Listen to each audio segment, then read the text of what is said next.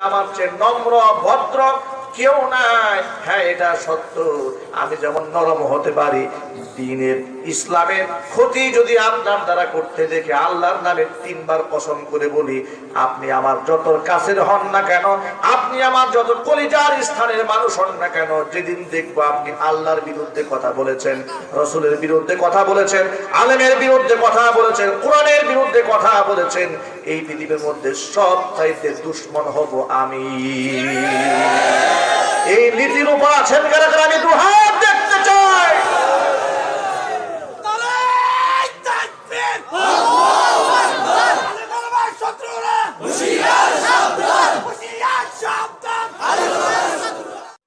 যে কোনো একজন আলেমের কাছ থেকে বয়ান শুনেছে যে পাগড়ি পরে নামাজ পড়লে অনেক সওয়াব হয়। বেটা মসজিদে ঢুকে পাগড়ি খুঁজে তালাশ করলো, পাগড়ি কই কাপড় নেই, খুঁজে দেখে আরে বেটা এত খুঁজাখুঁজি দরকারটা কি, কাপড় তো নিচে আছে। উনি লুঙ্গিটা খুলে পাগড়ি বেঁধে ফেলেছে।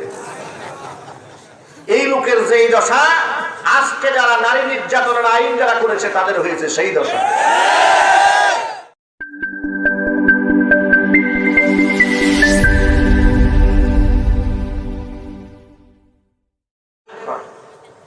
আমরা কি শুধুমাত্র কানের সুখ করার জন্য এসেছি? আমরা এখান থেকে কোরআনে কারীম থেকে এমন কিছু আলোচনা শুনতে চাই যে আলোচনা শুনলে আমাদের হৃদয় আলোকিত হবে, আমাদের জীবনের গতিবিধি আমরা চেঞ্জ করতে পারবো। আজকে সমাজের মধ্যে অসংখ্য অসঙ্গতি রয়েছে। এই ঘুণে ধরা সমাজকে যদি উদ্ধার করতে হয়, তাহলে কোরআন সুন্নাহর প্রেসক্রিপশন ছাড়া এই সমাজকে উদ্ধার করা সম্ভব হবে না। এই সমাজের মধ্যে মানবিকতা এতটাই তলানিতে চলে গিয়েছে, পাশবিকতা এতটা সাইলাব হয়েছে, সমাজের এমন কিছু চিত্র আমাদের চোখের সামনে ভেসে আসে, আমরা বড় অবাক হয়ে যাই যে এটা কি মানুষ করতে পারে। গতকালকে যারা আপনারা সোশ্যাল মিডিয়া কিংবা অনলাইনে খবর রাখেন, দেশ সম্পর্কে যাদের সচেতন আপনারা যারা আছেন তারা ইতিমধ্যে শুনেছেন, গতকালকে হাইকোর্টে একটা রায় হয়েছে। রায়টা শুনে আমি এতটা অবাক হয়েছি, আর এই বিচারটা দেখেও অবাক হয়েছি। সেখানে বিচারটা হচ্ছে, আসামির কাঠগড়ায় দাঁড়িয়ে আছেন বাবা, যিনি বিবাদী তিনি হচ্ছেন বাবা, আর যিনি বাদী তিনি হচ্ছেন মেয়ে। মেয়ের বয়স হচ্ছে 13 বৎসর। মামলা হচ্ছে এই বাবা একাধিকবার তার মেয়েকে ধর্ষণ করেছে। ভাবতে পারেন এই সমাজ কোথায় নেমেছে, কোন পর্যায়ে মানুষ পশু হতে হতে। কোরআন মাজিদে আল্লাহ পাক বলেছেন, উলাইকা কাল আনআমি বাল হুম আযাল্লু, যে এরা জানোয়ারের মতো, এর থেকেও আরো নিকৃষ্ট এরা। এটা উৎকৃষ্ট মানে একটা নমুনা হচ্ছে গতকালের মামলার এই আসামি। যদি বলো ঠিক কিনা? সেখানে বিচারক তাকে মৃত্যুদণ্ড না দিয়ে যাবজ্জীবন কারাদণ্ড দিয়েছে। আমার প্রশ্ন হচ্ছে, যে সত্যতা জাতি মানুষ এই পৃথিবীবাসী উপলব্ধি করতে পারবে শত সহস্র বছর পরে, কোরআন মাজিদ সেই সত্যতা উপলব্ধি করে মানবতার মুক্তির সনদ হিসেবে কোরআন নাজিল করে 1500 বছর আগে তার সমাধান পূর্ণাঙ্গ করে দিয়েছেন। করোনাকালীন সময়ে যখন দেশে ধর্ষণের মহামারী চলছিল, চতুর্দিকে ধর্ষণ, এমনকি প্রতিনিয়ত গণধর্ষণের সংবাদ যখন পত্র পত্রিকায় মিডিয়াতে ভেসে আসছিল, পৃথিবীর বিভিন্ন দেশ থেকে নিন্দার ঝড় উঠলো। বাংলাদেশের বিভিন্ন মহল থেকে নিন্দা প্রস্তাব শুরু হলো। দেশের বুদ্ধিজীবী, কবি, সাহিত্যিক, কলামিস্ট, রাজনীতিবিদ, রাষ্ট্রপতি, প্রধানমন্ত্রী সকলে এই ব্যাপারে সোচ্চার হলেন। দেশের উলামা ইকরাম সোচ্চার হলেন।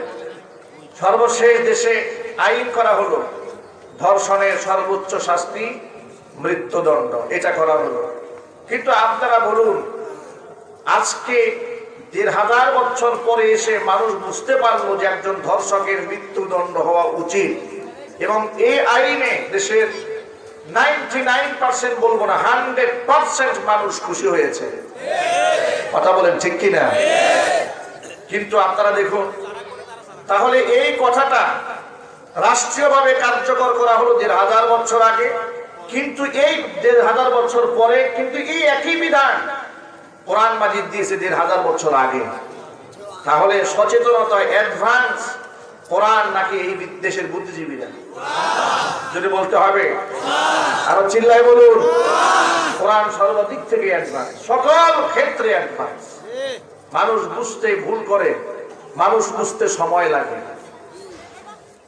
আমি আমার ভাষায় এভাবে সব সময় বলি, কোরআন শুধুমাত্র ভিন্ন ধর্মাবলম্বীদের মতো গতানুগতিক কোনো কিতাব নয়, গতানুগতিক কোনো ধর্মীয় বইয়ের নাম নয় যে এটা গুরু ঠাকুররা পড়বে আর তাদের মুরিদদের সামনে, অনুরাগীদের সামনে পাঠ করবে, উচ্চবাচ্য করে পাঠ করবে, সাধারণ মানুষ এটা বুঝবে না। বরং কোরআন মাজিদ হচ্ছে এমন একটা কিতাব, তিলাওয়াত করলে অন্তর আলোকিত হয়ে যায় আর আমল করলে সমাজ আলোকিত হয়ে যায়। কোরআন মাজিদ তিলাওয়াত করলে আত্মা ঠান্ডা হয়ে যায়, আলোকিত হয়ে যায়, আর আমল করলে সমাজ আলোকিত হয়ে যায়, সমাজের অন্ধকার দূর হয়ে যায়।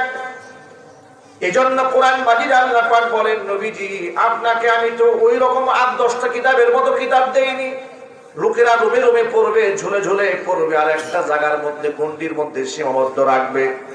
আমি আপনাকে কেমন কিতাব দিলাম শোনেন, ওয়ানাজ্জালনা আলাইকাল কিতাবা তিবয়ানান লিকুল্লি শাই ওয়া হুদাও ওয়া রাহমাতাও ওয়া বুশরা লিল মুসলিমিন। আল্লাহু আকবার। এমন কিতাব আপনার উপর নাযিল করেছি, তিবয়ানান লিকুল্লি শাই, সব কিছুর বর্ণনা সুস্পষ্ট ভাবে এখানে খুলে খুলে করে দেওয়া হয়েছে। মানবতার সকল সমস্যার সমাধান রয়েছে কোরআনে। সমাজের মধ্যে জিনা ব্যভিচারের সমস্যা আছে না নাই? ধর্ষণের সমস্যা আছে না নাই? সুদ ঘুষের সমস্যা আছে না নাই? কথা বলে না কেন? সুদ বাংলাদেশে আছে না নাই? ঘুষ বাংলাদেশে আছে না নাই? দুর্নীতি আছে না নাই? জুলুম আছে না নাই? মিথ্যা অপবাদ আছে না নাই? সমস্ত রাষ্ট্রীয় যত প্রকার সামাজিক সমস্যা আছে, সকল সমস্যার মূল সমাধান দিয়েছে কোরআন। আল্লাহ সুবহানাহু ওয়া তাআলা জানিয়ে দিলেন, আমার কাছ থেকে আইন শোনো, কোন ব্যক্তি যদি সমাজের মধ্যে জিনা বদমাশি করে, প্রমাণ যদি পাওয়া যায়, অবিবাহিত যদি হয়, তাহলে তার আইনটা কি হবে সেটা তোমরা বলতে পারবা না, আমি আল্লাহ বলে দিলাম। কারণ মানুষ যখন বিবেক দিয়ে আইন করে, মানুষের বিবেক ভুল করে। কথা বলেন ঠিক কি? মানুষ কি সঠিক সিদ্ধান্ত নিতে পারে? বিবেক দিয়ে কি সব সিদ্ধান্ত নেওয়া যায়? না, বিবেক দিয়ে সব সিদ্ধান্ত নেওয়ার যদি সম্ভব হতো তাহলে কোরআন নাযিল করার কোনো প্রয়োজনই হতো না। আপনাদেরকে আমি মৌলিক 3টা কথা বলে দিই, মনে রাখবেন সব সময়। মানুষ জ্ঞানার্জন করে 3টা উপায় অবলম্বন করে। কয়টি জুড়ে বলেন? একটা হলো তার পঞ্চ ইন্দ্রিয়ের মাধ্যমে জ্ঞান হাসিল করে, জিহ্বার মাধ্যমে, কানের মাধ্যমে, চামড়ার মাধ্যমে, চোখের মাধ্যমে মানুষেরা এক ধরনের জ্ঞান অর্জন করে। আপনাকে যদি কুমিল্লা রসমালাইয়ের বয়ান 3 ঘন্টা করা হয়, বুঝবেন না ততক্ষণ, জিহ্বায় দেওয়া হবে না যতক্ষণ। ঠিক কিনা? এর ফজিলত বোঝা যাবে না। টাঙ্গাইলের চমচম, আমার জন্মস্থান টাঙ্গাইল জেলাতে, যত ফজিলত রাত বল হুজুর করুক না কেন, এটা বুঝবেন না ততক্ষণ, জিহ্বায় লাগবে না যতক্ষণ। কথা বলতে হবে, ঠিক কিনা? তাহলে জিহ্বার মাধ্যমে মানুষ এক প্রকারের ইলম হাসিল করে, স্বাদের ইলম হাসিল করতে পারে জিহ্বার মাধ্যমে। অনুরূপ ভাবে স্কিনের মাধ্যমে, চামড়ার মাধ্যমে মানুষ কিছুটা জ্ঞান হাসিল করে। সেটা কি? একটা আয়রন স্ত্রী ঠান্ডা হয়েছে না গরম হয়েছে, গায়ে স্কিনে লাগলেই টের পাওয়া যায়। যদি বলেন ঠিক কি? স্পর্শ করলেই বোঝা যায় যে মজা কথা। এটা চোখ দিয়ে দেখেও এই সিদ্ধান্তে আসা যাবে না এটা কি ঠান্ডা না গরম। এটা যখন চামড়া স্কিনে লাগলেই এক ধরনের ইলিমা হাসিল করে ফেলবে যে হ্যাঁ এটা গরম। অনুরূপ ভাবে চোখ দিয়া যা বোঝা যায় তা হাত দিয়া বোঝা যায় না।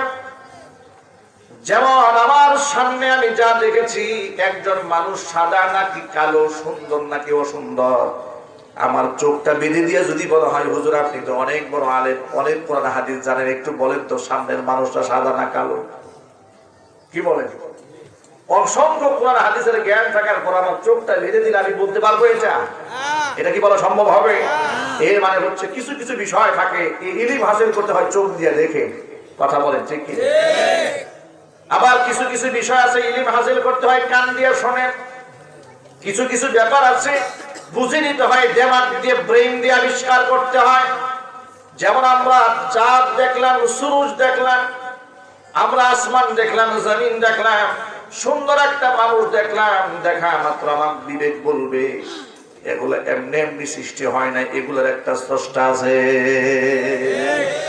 এটা বিবেকে বলবে, কে বলবে? যেটা বলে আচ্ছা আমার সামনে এই যে সুন্দর একটা প্যান্ডেল আপনারা করেছেন, কি সুন্দর দিয়ে ফুল দিয়ে সামনে দিয়েছেন, কত চমৎকার করে সাজিয়েছিলেন, দেখা মাত্র কি মনে হয় না যে কেউ এগুলা করেছে? মনে হয় না? বিবেক এটা বলে না? অবশ্যই বিবেক বলে যে এটা কেউ করেছে।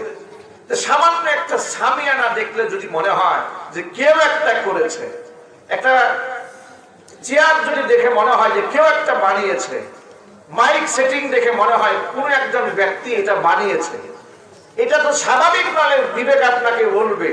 তাহলে এই আসমান দেখলেন, জমিন দেখলেন, চাঁদ দেখলেন, সূরজ দেখলেন যে একটা সূর্য প্রতিদিন সকালবেলা উঠছে বা সন্ধ্যাবেলা ডুবে যাচ্ছে, মানুষের যখন প্রচন্ড খরচ তাপ হয়, জমিন যখন শুকিয়ে যায়, আবাদের জন্য বৃষ্টির প্রয়োজন হয়, আকাশ থেকে আবার সঠিক সময় বৃষ্টি হচ্ছে, শীতকালে যে খাবারের দরকার সে সবজি উৎপাদন হচ্ছে, গ্রীষ্মকালে যে সবজি উৎপাদনের প্রয়োজন, যেমন প্রচন্ড গরমের সময় দেখবেন মানুষের গায়ে চুলকানি, খাজলি, পচরা হয়, ঠিক কিনা?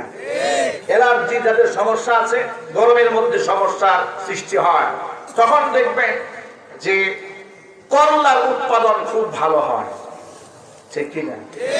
আপনারা কি একটুখানি ভেবেছেন যে এই করলাটা ওই সময় না হয় অন্য সিজনে হয় না কেন?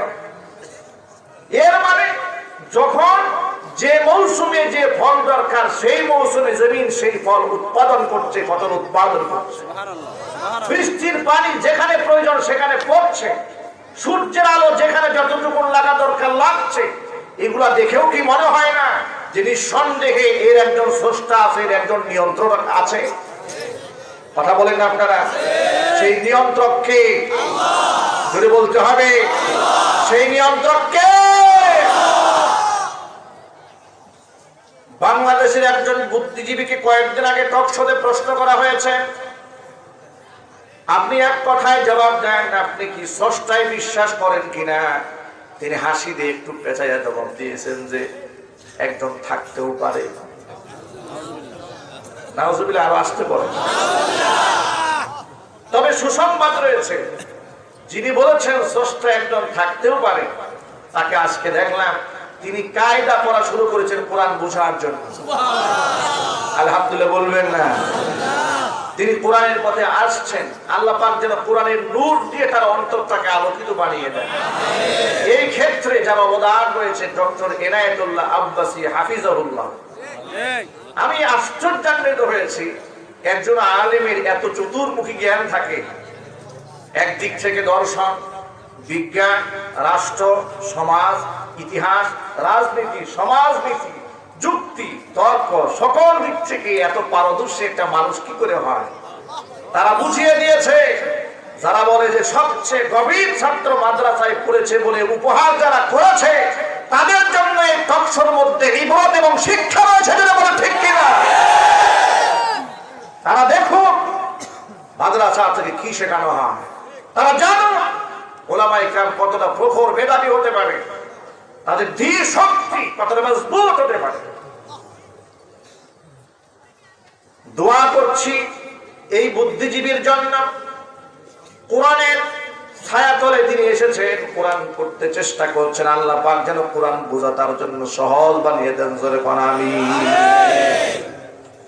শুধু তিনি নন, তার মতো বেশ বুদ্ধিজীবী বাংলাদেশে আছে যারা আল্লাহর ব্যাপারে সংশয় আছে, তাদের মধ্যে আছে না নাই?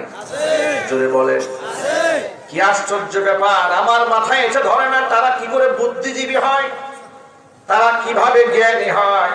দেশের আরেকজন বুদ্ধিজীবী, তিনি ছাত্রদেরকে পড়াচ্ছেন। আমাদের পূর্বপুরুষ ছিল বান্দর, ডারউইনের মতবাদ। এটা ক্লাস 9 এর বইয়ের মধ্যে ঢুকানো হয়েছে। নাউজুবিল্লাহ পড়ে। তিনি ঘরোয়া ভাবে বাচ্চাদেরকে তালিম দিচ্ছেন, মানুষকে শেখাচ্ছেন যে মানুষ এটা বানরের গোষ্ঠী থেকে এসেছে। আপনারা মেহেরবানি করে বলেন তো, আমরা কি বানর থেকে এসেছি? আরো জোরে বলতে হবে। কোরআন মাজিদ আল্লাহ সুবহানাহু ওয়া তাআলা এই কথা জানিয়ে দিয়েছেন, ইয়া আইয়ুহান নাসু তাকু রাব্বাকুমুল্লাযী খালাকাকুম মিন নাফসিন ওয়াহিদাতিন ওয়া খালাকা মিনহা যাওজাহা ওয়া বাথা মিনহুমা রিজালান কাসীরান ওয়া নিসাআ। আল্লাহু আকবার।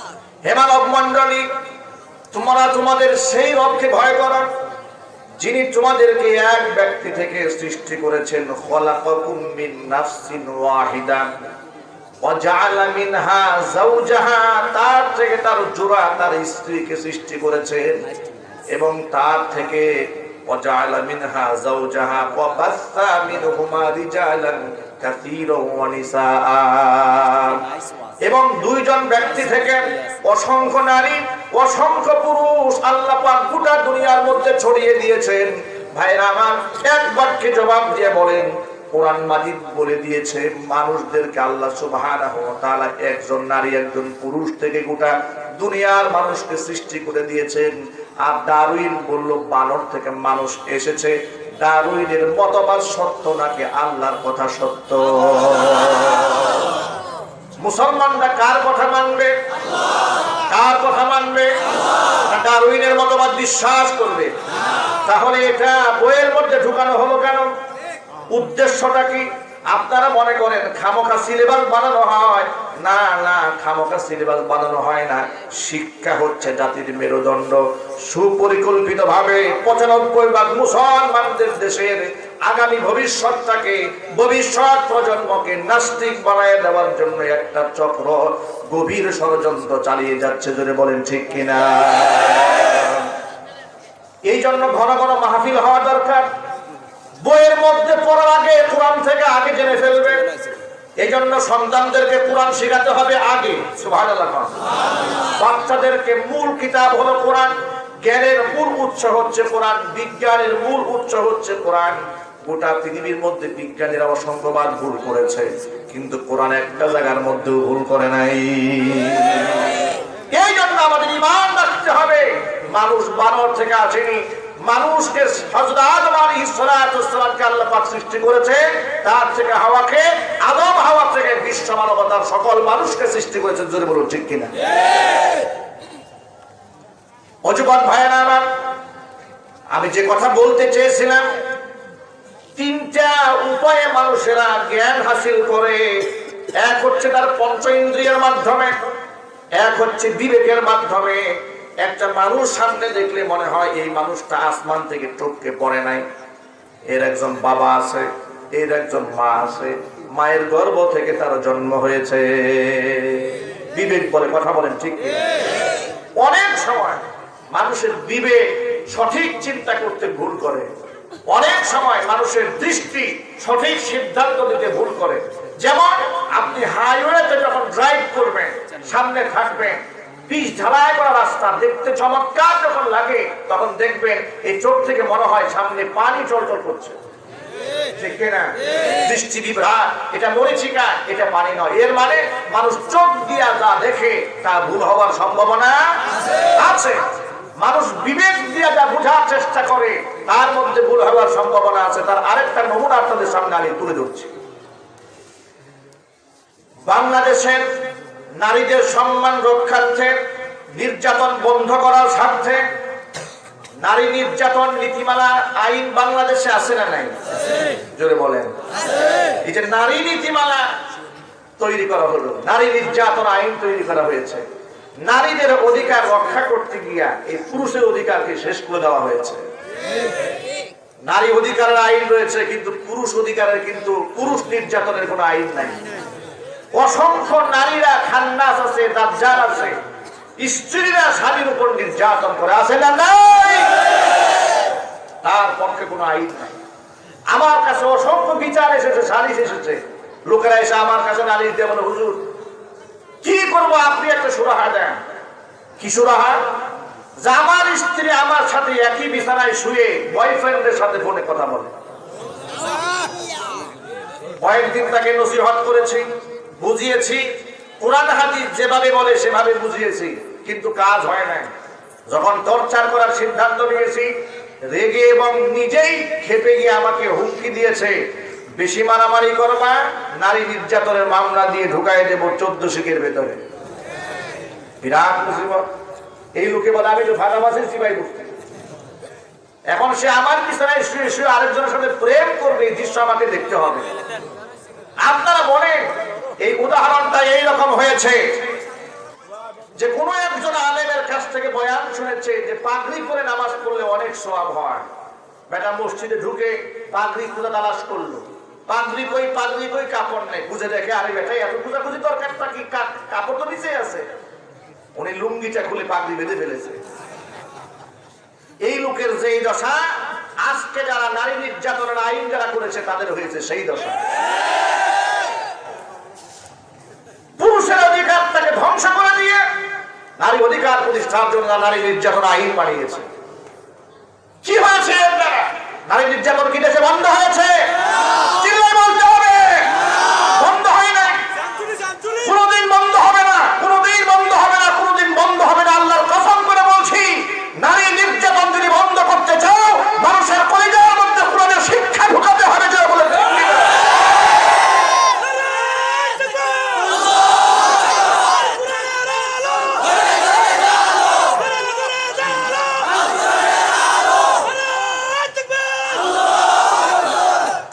এজন্য আমি বুঝাতে চাইলাম, বিবেক দিয়ে মানুষেরা আইন করলে ভুল হওয়ার সম্ভাবনা থাকে।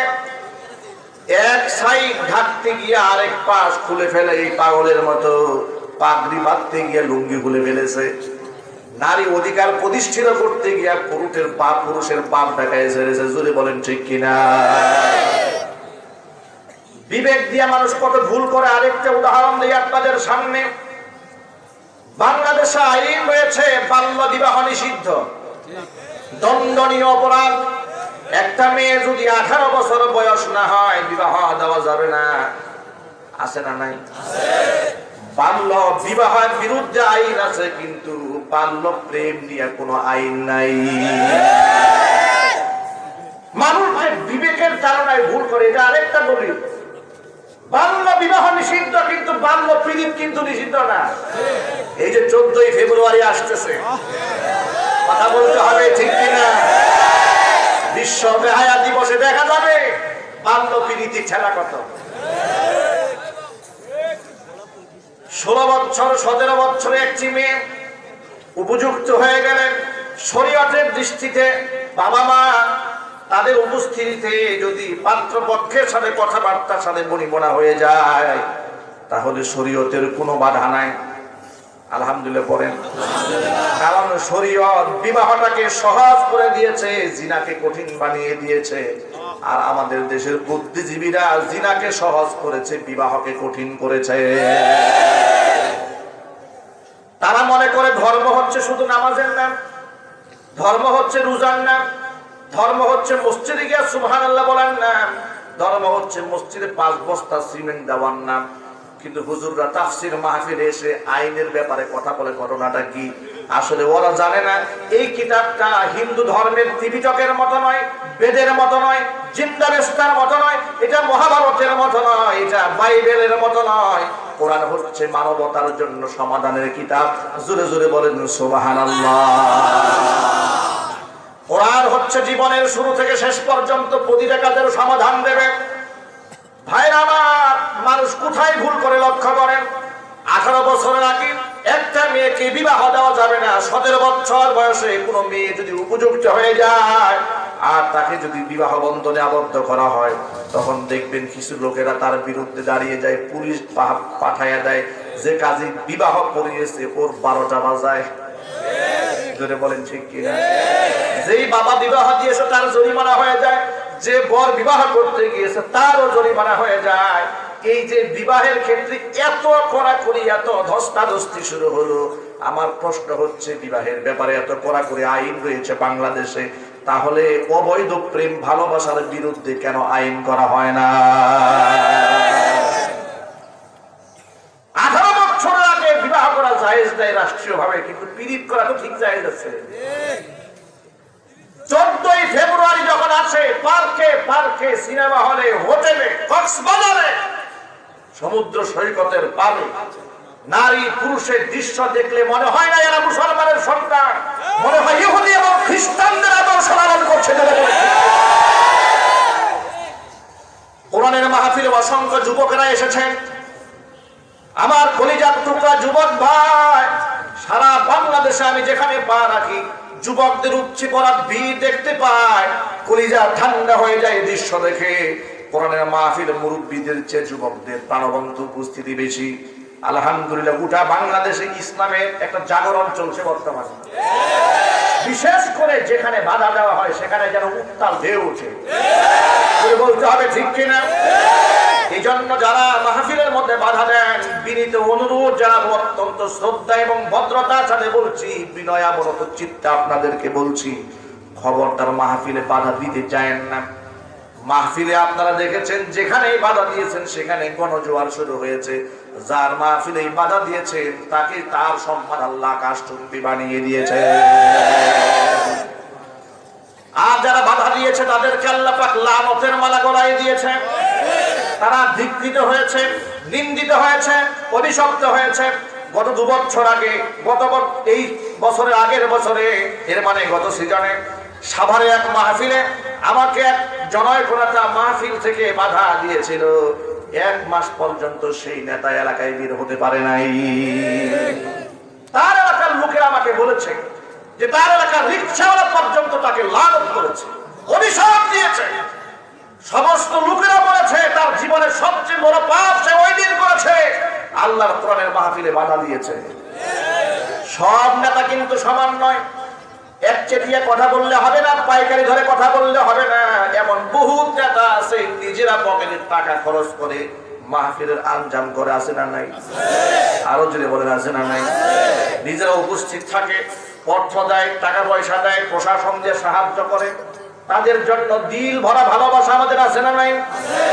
কিন্তু অভিশাপ এবং অনুতাপ হচ্ছে তাদের জন্য যারা আল্লাহর কোরআনের মাহফিলে বাধা দেয়, যারা চায় না কোরআনের প্রচার হোক, যারা চায় না কোরআনের প্রসার হোক, যারা আল্লাহর কোরআনের মাহফিলে বাধা দেয়, তাদের ব্যাপারে আমি ছোট্ট করে বলে দিতে চাই, আল্লাহ সুবহানাহু ওয়া তাআলা বলে দিয়েছেন, আল্লাযীনা কাফারু ওয়া সাদ্দু আন সাবিলিল্লাহি জিদনাহুম আযাবান ফাওকাল আযাবি বিমা কানু ইউফসিদুন।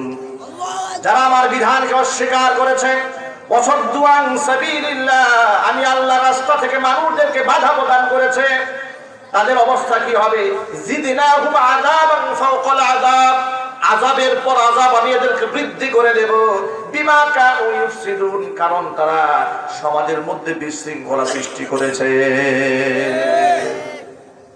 ভাইরা, কোরআনের মাহফিলে কোন আলেম আলোচক বিশৃঙ্খলা সৃষ্টি করে না, জুড়ে বলেন ঠিক কিনা? তবে হ্যাঁ, মানুষ ত্রুটি বিচ্যুতির ঊর্ধ্বে নয়। কোন ব্যক্তি সামান্য ভুল করতে পারে, আমরা অস্বীকার করছি না।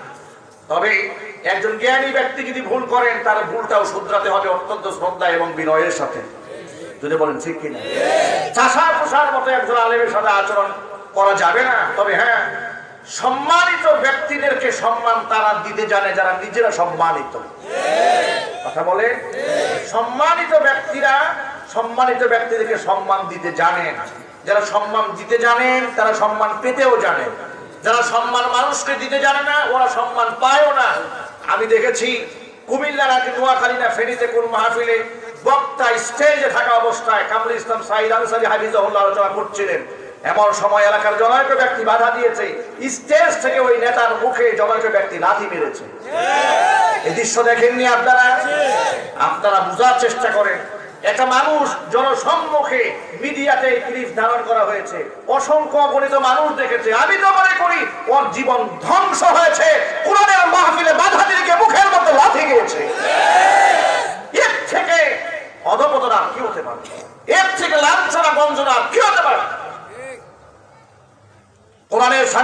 আসেন, আলেমদের সাথে বুক মিলান, হাত মিলান, আলেমদেরকে শত্রু ভাববেন না। আলেমরা অনেক সময় আপনাদেরকে মিষ্টি মিষ্টি কথা বলে, অনেক সময় আলেমের কথা শুনে আপনার চোখ দিয়ে পানি আসে, আবার অনেক সময় আলেমরা আপনাকে ধমক দেয়, ঠিক কি না? এই যে ধমক আপনাকে আলেমরা দিচ্ছে, আপনারা বলেন হুজুররা মিষ্টি কথা না বলে ধমক দেয় কেন? কেন ধমক দেয়? আপনাকে ভালোবাসে এই জন্য ধমক দেয়। কথা বলে না কেন? আলেম আপনাকে মহব্বত করে, আপনাকে ভালোবাসে, এই দেশের কল্যাণ চায়, এই জন্য আলেম আপনাকে ধমক দেয়। তার ছোট্ট একটা এক্সাম্পল আমি দিচ্ছি। আপনি যখন দেখলেন একটা বাচ্চা না বুঝে আগুনের মধ্যে হাত দিচ্ছে, কিংবা ছাদ থেকে লাফিয়ে জীবন ধ্বংসের দ্বার প্রান্তে পৌঁছে দিচ্ছে, আপনি জ্ঞানী মানুষ হলে অবশ্যই তাকে একটা ধমক দেবেন। কথা বলেন ঠিক কিনা? নাকি তখন ওয়াজের সুর করে মিষ্টি মিষ্টি ভাষায় কথা বলবেন? কথা বলা যাবে না। আর যখন দেখে আপনি কোরআন সুন্নাহর জ্ঞান না থাকার কারণে জাহান্নামের পথে আপনি পা দিয়েছেন, আপনি জাহান্নামের লাকড়ি হতে চলেছেন, তখন আপনাকে ধমক দিয়া জাহান্নামের আগুন থেকে বাঁচাবার জন্য আলেম চেষ্টা চালায়। কারণ হচ্ছে আল্লাহর নবী সাল্লাল্লাহু আলাইহি ওয়াসাল্লামকে আল্লাহ পাক বলেছেন, নবীজি আপনার দায়িত্ব কখনো মানুষকে সতর্ক করবেন, কখনো সুসংবাদ দিবেন। সুসংবাদের ভাষাটা মিষ্টি মিষ্টি হয়, সতর্ক করার ভাষা মিষ্টি হয় না। সতর্ক করার ভাষাটা গর্জন দিয়েই বলতে হয়, ঠিক কি না? বিশ্বনবী সাল্লাল্লাহু আলাইহি ওয়াসাল্লামকে আল্লাহ পাক বলেছেন, ইয়া আইয়ুহান নাবিয়্যু ইন্না আরসালনাকা শাহিদান ওয়া মুবাশশিরান ونذيرا وداعيا إلى الله بإذنه وسراجا منيرا। নবীজি আমি আপনাকে সাক্ষী বানিয়েছি, সাক্ষী স্বরূপ প্রেরণ করলাম। ইন্না আরসালনাকা শাহিদান ওয়া মুবাশশিরান, আপনি হচ্ছেন সুসংবাদদাতা, আপনি হচ্ছেন সতর্ককারী। নবী করিম সাল্লাল্লাহু আলাইহি সাল্লাম যখন খুতবা দিতেন, হাদিস শরীফের মধ্যে এসেছে আল্লাহর হাবিব সাল্লাল্লাহু আলাইহি সাল্লাম যখন খুতবা দিতেন, তখন আলা সাউতুহু ওয়াস্তাদ্দা গদবুহু ওয়াহমাররাত আইনাহু, তার চোখ দুটো লাল হয়ে যেত, অনেক সময় তার কণ্ঠের আওয়াজটা উঁচা হয়ে যেত, ওয়াস্তাদ্দা গদবুহু, তার ক্রোধ বেড়ে যেত, কান্নাহু মুনদিরু জাইশিন, খুতবা দেওয়ার সময় মনে হতো তিনি কোন সেনাবাহিনীকে সতর্ক করছেন। উলামা ইকরাম হচ্ছেন ওয়ারাসাতুল আম্বিয়া, নবীগণের ওয়ারিস। উলামা ইকরাম যখন দেখেন আপনি শিরকের মধ্যে মুবতালা হচ্ছেন, বেদাতের মধ্যে ডুবে যাচ্ছেন, আপনি আপনার দ্বীন ও ইসলামের প্রকৃত আকীদা থেকে দূরে সরে যাচ্ছেন, তখন আপনাকে ধমকের সুরে কথা বলে, হুঙ্কারের সুরে কথা বলে। এটা বিশ্বনবী মুহাম্মদ রাসূলুল্লাহ সাল্লাল্লাহু আলাইহি সাল্লামের সুন্নতেরই একটা অংশ, জোরে বলুন ঠিক কিনা? কিন্তু দেখা যায় যারা সমস্ত অন্যায়কে হাসি মুখে মেনে নেয়, দেখেও দেখে না, বুঝেও বুঝে না, শুনেও শোনে না, এই সমস্ত আলেমদেরকে তারা বলে এই হুজুর হচ্ছে আধ্যাত্মিক হুজুর, অত্যন্ত বড় মাপের বুজুর্গ। কথা বলে না কেন? আছে না নাই? আচ্ছা, আপনার আমার ভাষার আমার কথার জবাবটা দিয়ে বলেন তো, শরীয়ত বিরোধী কাজ চোখের সামনে হওয়ার পরে যে বুজুর্গের ঘুম ভাঙে না, তাকে কি আমাকে আল্লাহর ওলি বলতে হবে? আমার কি এত দায় সেরেছে? কোরআন এবং সুন্নাতে এমন ওলির কোন সন্ধান আমি খুঁজে পাই না। আবু বকর সিদ্দিক রাদিয়াল্লাহু তাআলা আনহুর চাইতে বড় বুজুর্গ কি আছে নাকি দুনিয়াতে? আরো আসতে বলেন। এই মাইক ম্যান ভিতরে সাউন্ডটা একটু ভলিউম বাড়ায় দেন, সাউন্ড কমে গেছে।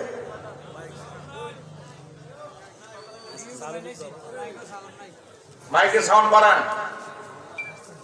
আস্তে করে কমাই দিয়েছি। আমি বুঝলাম না এই অপারেটরদের কি সমস্যাটা। সাউন্ড ক্লিয়ার করেন। কষ্ট হচ্ছে ভাই? বন্ধ করে দেব? চলবে?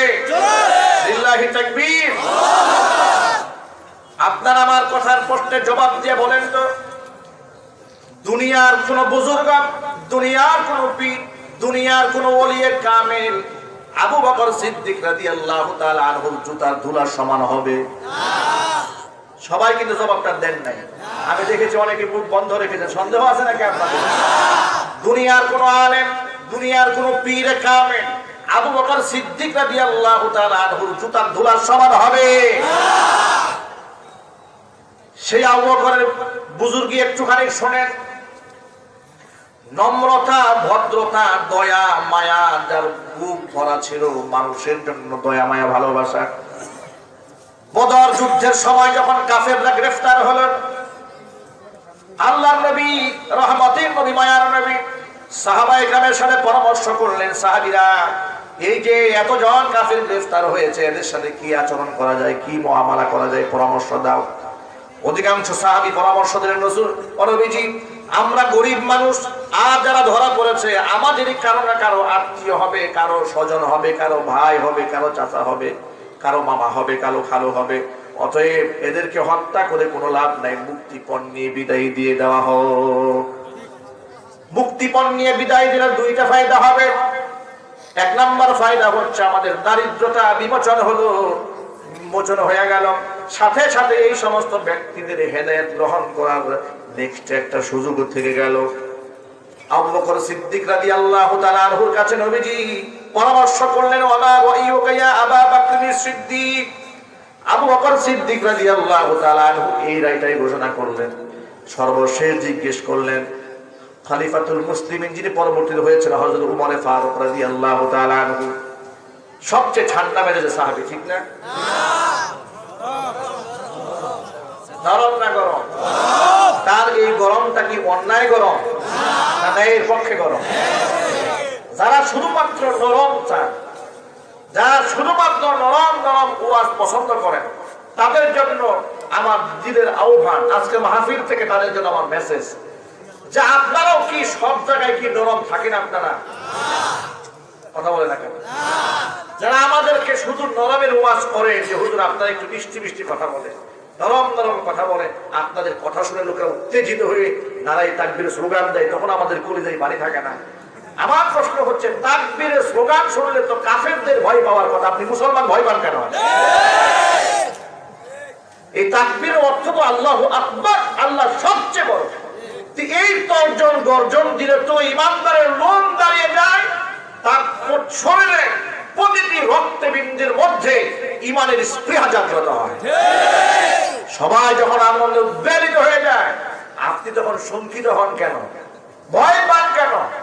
আল্লাহর ধ্বনি শুনলে আপনার কলিজা কাঁপে কেন? বুঝতে হবে কলিজার মধ্যে মুনাফিক ঢুকেছে, যেটা বলতে হবে।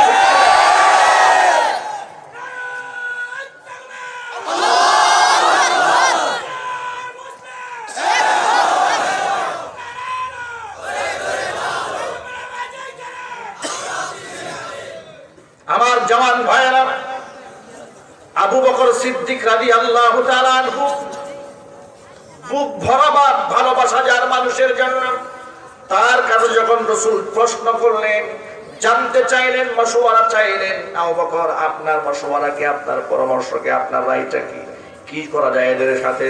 আবু বকর সিদ্দিক বললেন, নবীজি, যারা ধরা পড়েছে আমাদের কারো না কারো আত্মীয়, এদেরকে হত্যা করে কোনো লাভ নাই, মুক্তিপণ নিয়ে ছেড়ে দেন। দুইটা ফায়দা হবে। একটা ফায়দা হলো আমাদের দারিদ্রতা বিমোচন হলো, সাথে সাথে এই সমস্ত লোকদের হেদায়েত গ্রহণ করার জন্য রাস্তাও খোলা হয়ে গেল। সর্বশেষ জিজ্ঞেস করলেন, ওমর রাইয়ুকা ইয়া ওমর, এই ওমর তোমার রায় কি?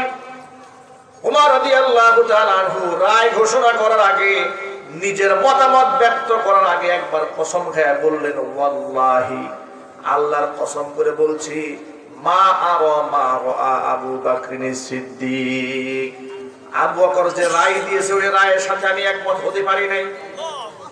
আমি আল্লাহর কসম করে বলি, আমি একমত হতে পারি নাই। নবীজি, যারা আমরা 313 জনকে দুর্বল মনে করেছেন, আমার নবীকে, মুসলমানদেরকে সবলে উৎপাদন করার জন্য ষড়যন্ত্র যারা করেছে, তাদের প্রতি আমার কোনো সহানুভূতি থাকতেই পারে না।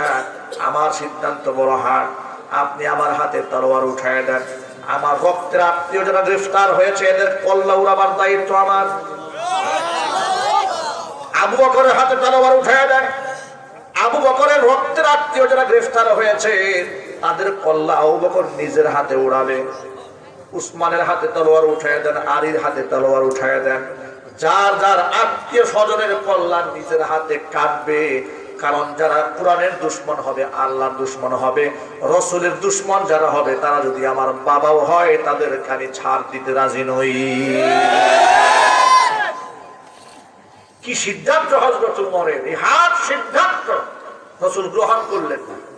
অধিকাংশ সাহাবী এবং আবু বকর সিদ্দিক রাদিয়াল্লাহু তাআলা আনহু যে রায়টা দিলেন, এটাই রাসূল গ্রহণ করলেন। কিন্তু অবাক বিষয় হচ্ছে, আল্লাহর কাছে হযরত উমরের রায়টা পছন্দ হয়ে গেল। আল্লাহু আকবার, জোরে বলে। কোরআন মাজিদ আল্লাহ সুবহানাহু ওয়া তাআলা এই জন্য বলে দিয়েছেন, লা তাজিদু কওমান ইউমিনুনা বিল্লাহি ওয়াল ইয়াউমিল আখির ইউআদ্দুনা মান হাদ্দাল্লাহা ওয়া রাসূলাহু ওয়ালাউ কানু আবাআহুম আও আবনাআহুম আও ইখওয়ানাহুম আও আশীরাতাহুম উলাইকা কাতাবা ফি কুলুবিহিমুল ঈমান। নবীজি, যারা আমি আল্লাহ আমার রাসূলের সাথে যারা দুশমনি করে তাদেরকে কোনো ঈমানদার ভালোবাসতে পারে না, যদিও সেই দুশমনেরা ওয়ালাউ কানু আবাআহুম ঈমানদারদের বাবা হয়, আও আবনাআহুম নিজের সন্তান হয়, আও ইখওয়ানাহুম নিজের ভাই হয়, আও আশীরাতাহুম নিজের আত্মীয় স্বজন হয়। আত্মীয় স্বজন হলেও, বাবা হলেও, ছেলে হলেও, ভাই হলেও তাদেরকে ঈমানদারেরা মহব্বত করতে পারে না। আমাদের ভালোবাসা তো আল্লাহর জন্য, কারো প্রতি যদি আমাদের গুসা হয় সেটাও আল্লাহর জন্য। ডক্টর জাফরুল্লাহ চৌধুরীকে আমরা ঘৃণা করেছি, তাকে লানত পেশ করেছি যখন সে বলেছে স্রষ্টা থাকতেও পারে, আবার যখন সে কোরআন পড়তে শুরু করেছে আমরাই তার জন্য দোয়া করে বিভিন্ন মাহফিলে হাজার হাজার মানুষ নিয়ে তার জন্য হিদায়াতের দোয়া করেছি। এটাই হলো ইসলাম। আপনি কোরআনের পথে আসেন, আপনার জন্য লাল গালিচা আমরা বিছায় দেব, কিন্তু আল্লাহর কসম, যে লোকটাকে আপনি আমাকে এত ভদ্র মনে করছেন যে আমার চেয়ে নম্র ভদ্র কেউ নাই, হ্যাঁ এটা সত্য। আমি যেমন নরম হতে পারি, দ্বীনের ইসলামের ক্ষতি যদি আপনার দ্বারা করতে দেখে আল্লাহর নামে 3 বার কসম করে বলি, আপনি আমার যত কাছের হন না কেন, আপনি আমার যত কলিজার স্থানের মানুষ হন না কেন, যেদিন দেখবো আপনি আল্লাহর বিরুদ্ধে কথা বলেছেন, রাসূলের বিরুদ্ধে কথা বলেছেন, আলেমের বিরুদ্ধে কথা বলেছেন, কোরআনের বিরুদ্ধে কথা বলেছেন, এই পৃথিবীর মধ্যে সবচাইতে দুশমন হব আমি। এই নীতির উপর আছেন কারা কারা? আমি দুহাত দেখতে চাই।